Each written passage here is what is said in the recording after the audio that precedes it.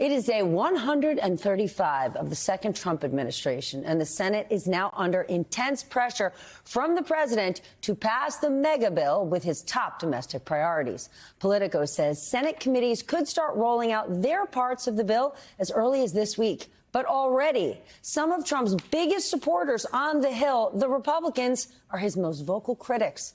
Today, Kentucky Senator Rand Paul was not shy about his issues with the bill. It'll be the first time that conservatives lose their moral high ground by voting for a debt ceiling increase, and not a small debt ceiling increase. This will be historically the greatest increase in the debt ceiling ever in our history, at a time when we're having trouble selling the 10-year bond, we're having interest rates at 5%. And I think it's a mistake, because once conservative Republicans vote for this, there is no conservative opposition. They will own it. The debt will be owned by the Republicans. President Trump hit back on social media, writing the following, quote, Rand Paul has very little understanding of the bill, especially the tremendous growth that is coming. But Paul has said that at least 3 of his fellow senators agree with him. Trump's biggest donor and closest ally, are you ready for this one, launched his own attack on the legislation. You know who I'm about to tell you about. Elon Musk. Elon Musk, of all people, officially broke with the president and posted several aggressive criticisms, including the following. This massive, outrageous, pork-filled congressional spending bill is a disgusting abomination. Shame on those who voted for it. You know you did wrong. End quote. All right, we got a lot to cover, I told you. So let's get smarter with the help of our leadoff panel. They join us now. Jeff Mason, White House correspondent for Reuters. Leanne Caldwell, Chief Washington correspondent for Puck. And Sam Stein, managing editor for The Bulwark and an MSNBC political contributor. Mr. Mason, we turn to you first. Elon Musk has criticized the bill before. We saw him last week. He didn't like it. You know, he said it made Doge the whipping boy. But this is way more aggressive. And I want to share what Speaker Mike Johnson had to say about Elon Musk's position, because in the past, Mike Johnson is a super fan of Elon. My friend Elon is terribly wrong about the one big beautiful bill. We had a long conversation yesterday. For him to come out and pan the whole bill is to me just very disappointing, very surprising in light of the conversation I had with him yesterday. Are you worried those comments going to rattle support someday? No, I'm not worried about that. Mike Johnson says he's not worried. Is the White House concerned that Musk's very public position and criticism could either rattle Republicans or give Republicans the confidence to say this bill stinks? Well, that's absolutely the thing to worry about if you're the White House and if you're Mike Johnson. I understand that the speaker says he's not, but that seems a little hard to imagine, given that Elon Musk has had such influence and sway over the Republican Party for the last several months. And let's be clear about why. He's had influence and sway because of the money that he invested into getting a lot of Republicans elected, not least the President of the United States.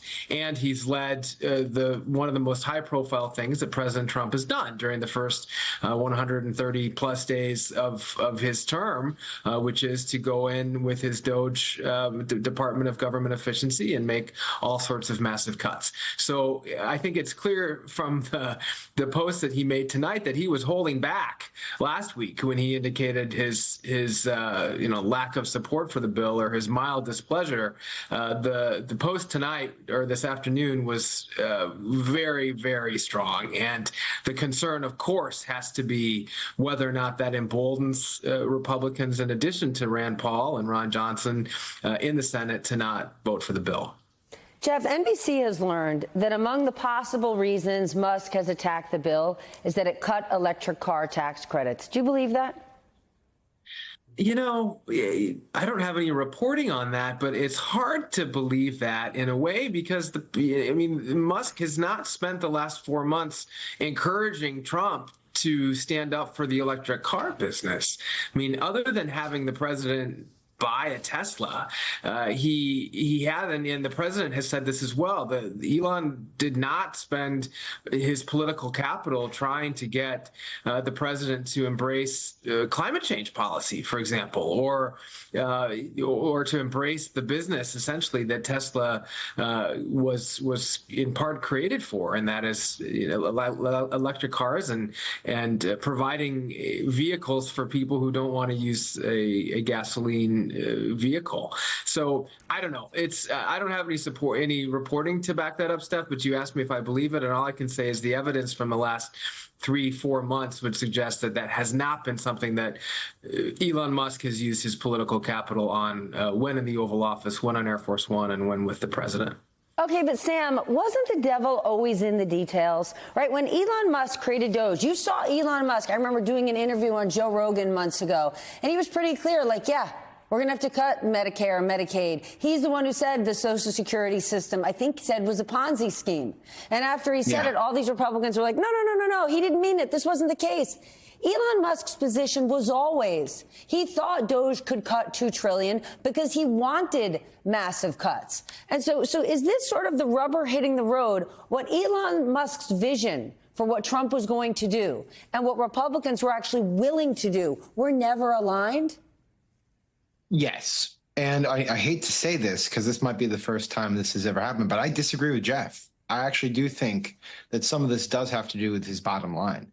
He was out there on Twitter saying and noting that the tax credits for electric vehicles are not renewed, and so that this was favorable to gas vehicles, for instance. So he's been public saying it, but also you get a sense just watching his utterances and reading some of this reporting that he recognizes he took a huge hit financially for joining the Trump administration. Much of this was his own doing, right? I mean, he created this, he created Doge. He was public about it. He caused a backlash. He acted erratically. That was what engineered the protests against Tesla. But his bottom line took a massive hit because of his public service. And I think that's really affected him.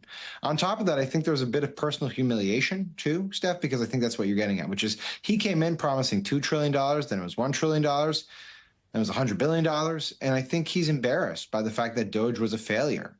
In this vehicle, at least he can say, well, if they were just to follow my lead, Doge would be a success. But they're not doing it. So he's passing the blame here a little bit to Republicans, when in reality, this is a reconciliation vehicle. So there's very little they can do with respect to discretionary spending. Let me just add one last thing. I do think it will be effective, his opposition, for one reason. It's not just the money he has, which is intimidating for a lot of these members. It is intimidating.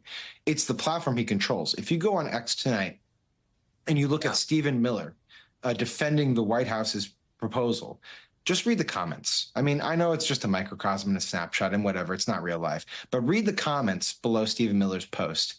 They are almost universally wondering what the hell the White House is doing from the conservative perspective. So I think there's a megaphone that he brings to the table that cannot be discounted here.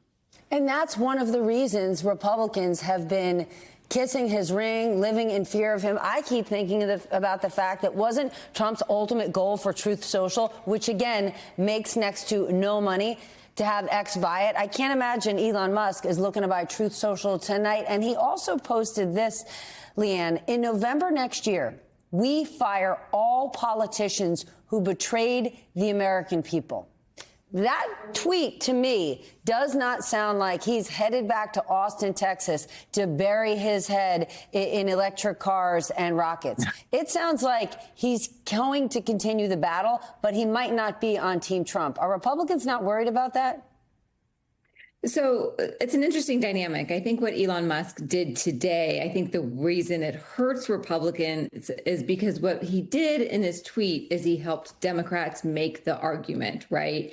I think that is where he's having the most political capital right now. You had Hakeem Jeffries say, I agree with Elon Musk. You had Chuck Schumer saying the same thing. Elon Musk has already created a lot of campaign ads for Democrats, and he's going to continue to do so.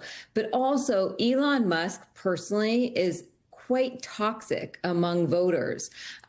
We see that in polling. We saw that in the Wisconsin Supreme Court race a couple months ago. And so, when I talk to Republicans, they think that Elon Musk's money is not as powerful as they once thought because of what they saw in Wisconsin, because of the split with Donald Trump. And what's really impactful is where Donald Trump's comes in. And if Trump comes in behind Elon Musk's money, then that's where it makes a huge difference. But if there's a dichotomy and a fissure between the two, it's going to be fascinating to see if Elon Musk continues to put a ton of money behind Republicans that he supports, and that if Donald Trump puts money in his endorsements behind Republicans that he supports, which might be different. And so maybe this is the beginning of a major split within the party. But, you know, we're going to have to see. I think that this is going to be a storyline that has many, many developments between now and midterms 2026.